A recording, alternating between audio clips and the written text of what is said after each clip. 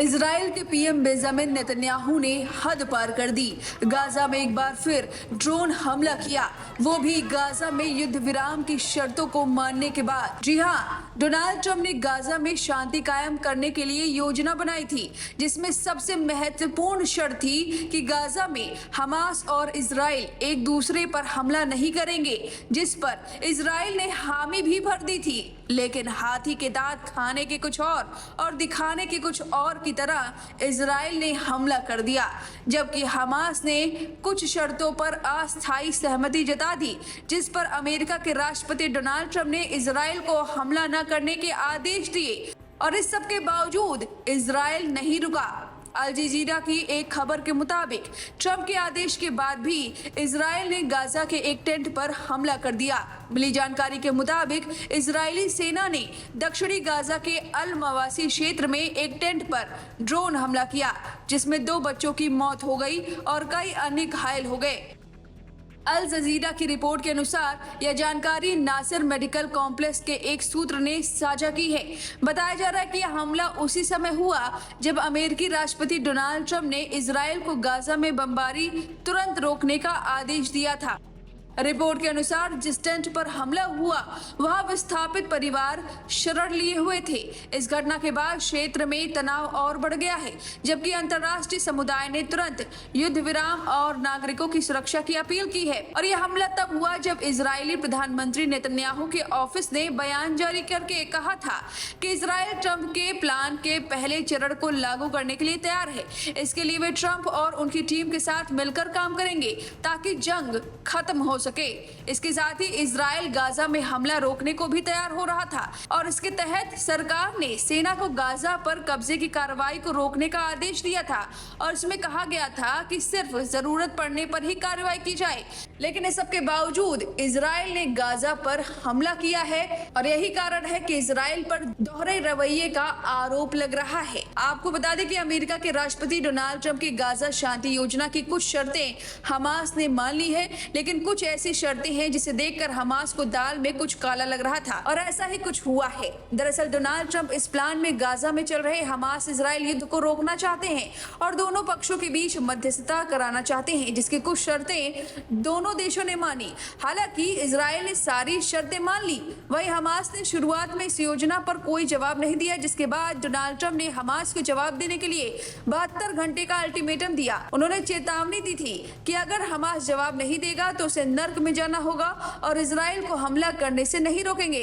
जिसके बाद अब हमास की तरफ से जवाब आया और हमास ने इस शांति योजना पर हामी तो भरी, लेकिन अधूरी, यानी कुछ ऐसी शर्तें हैं जो हमास को खटक रही हैं। जिसके बाद डोनाल्ड ट्रंप ने इजराइल को हमला न करने के आदेश दिए थे। इस सब के बावजूद इजराइल ने हमला किया है। अब माना जा रहा है कि हमास ने पूरी तरह से सहमति नहीं जताई, इस वजह से ये हमला किया गया है। अब फिलहाल इजराइल के इस हमले पर आपकी जो भी राय है हमें कमेंट करके जरूर बताएं।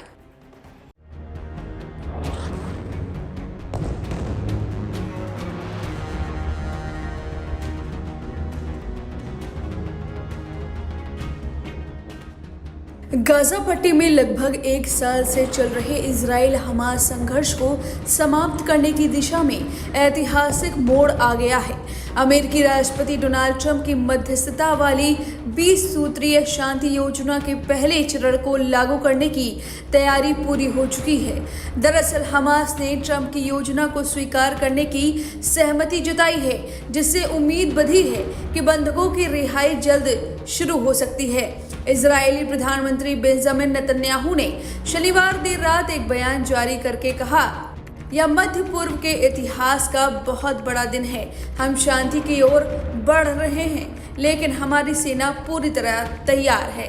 ट्रंप ने शुक्रवार को व्हाइट हाउस से योजना का ऐलान किया था, जिसमें तत्काल युद्ध विराम, 72 घंटों के अंदर सभी इजरायली बंधकों की रिहाई और इजरायली सेना की चरणबद्ध वापसी जैसे प्रमुख बिंदु शामिल थे।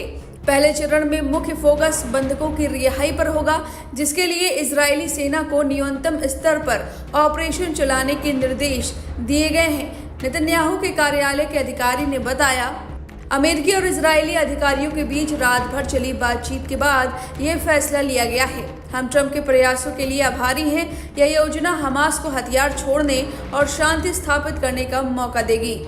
वहीं अब चलिए जानते हैं कि गाजा का योजना का पहला चरण आखिर होगा क्या।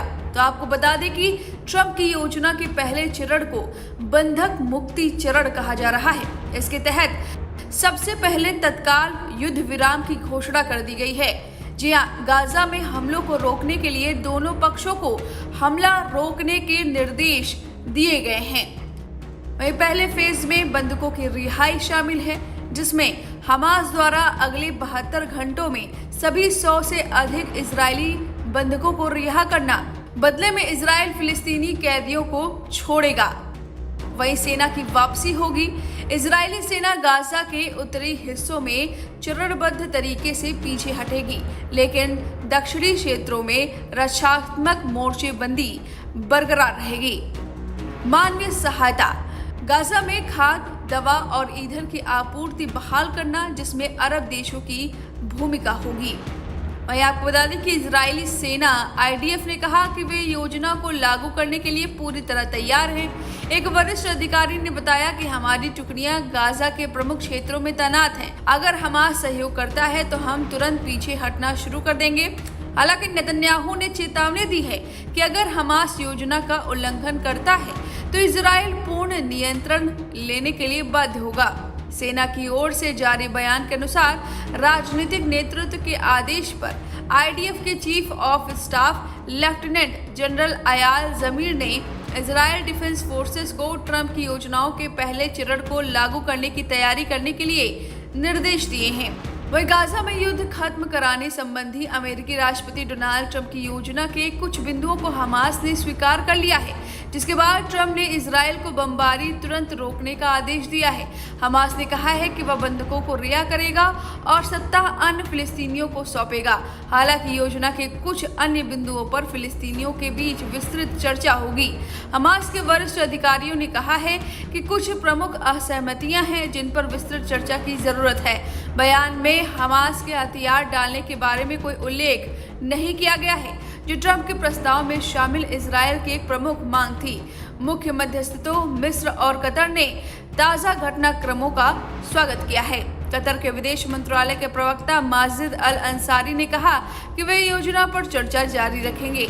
संयुक्त राष्ट्र महासचिव एंटोनियो गुतेरेस के प्रवक्ता ने सभी पक्षों में गाजा में जारी युद्ध को खत्म कराने के इस अवसर का इस्तेमाल करने का आह्वान किया है।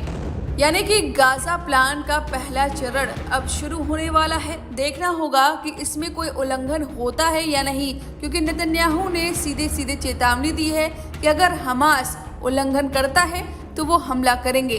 फिलहाल देखने वाली बात होगी। अब इस खबर पर आपकी जो भी राय है हमें कमेंट करके जरूर बताएं।